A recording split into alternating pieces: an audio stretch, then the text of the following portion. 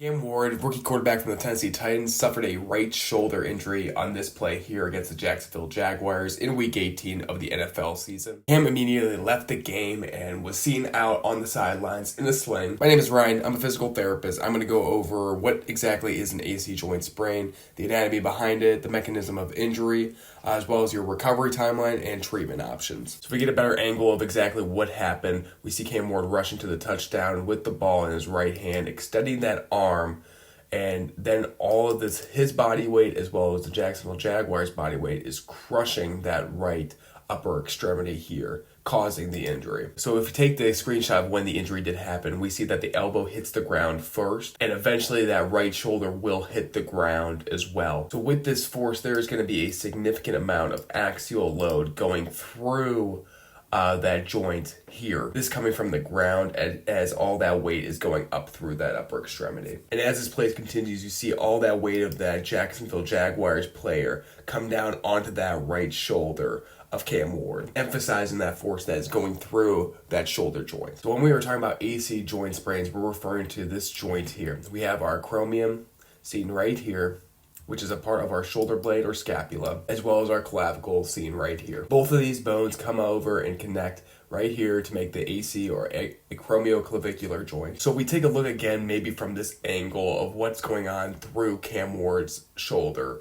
We have the clavicle seen here, and it's in a fixed position. However, the force coming through towards Cam Ward's shoulder is coming more laterally. This is going to cause a shearing effect at that AC joint seen here. Now, with a shearing force for an AC joint sprain, that's going to cause ligaments to tear or slightly stretch. Your primary ligaments for an AC joint sprain include your acromioclavicular ligaments seen right here, as well as your coraclavicular ligaments seen right here. This joint is very important because it helps move our upper extremity, like raise our arm overhead or even across our body. When there is a significant amount of shearing force, like in Cam Ward's position, some of those ligaments can stretch or even tear, creating a separated shoulder, which is basically an AC joint sprain. Now, with all types of ligament injuries, there is a grading system that helps us diagnose and classify what type of injury or how severe it is. Type 1 just being a sprain of the acromioclavicular ligament, just involving that AC ligament seen up here, with the coraclavicular ligament being untouched or healthy still. Type 2 is a complete tear of that acromioclavicular ligament, with that coraclavicular ligament being slightly stretched.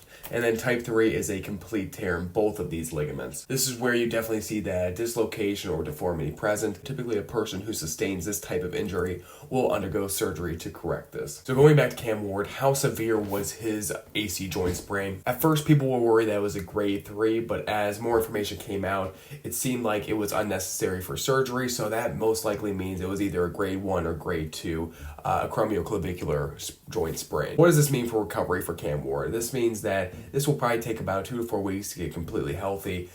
So they're not going to rush to those since they've technically entered the off season at this moment. And he can obtain the proper rehab and be ready to go for the start of the 2026 NFL season. Key things to watch out for quarterbacks, though, if they were to be diagnosed with this in the middle of the season and wanting to return back to play, would be your throwing velocity, your accuracy, your post-throw soreness, as well as willingness to absorb that contact. Biggest challenge for quarterbacks is not strength, it's more pain during follow-through and hits. Good news is with AC joint sprains, they rarely cause long-term issues if managed properly. Once Cam Ward is fully healthy, the biggest thing is getting that throwing mechanics normalized, no impact on the arm strength, and then as well as minimal re-injury risk with padding or bracing if necessary. Hope you guys enjoyed the video. Hope you learned a little bit about Cam Ward's recent AC joint sprain.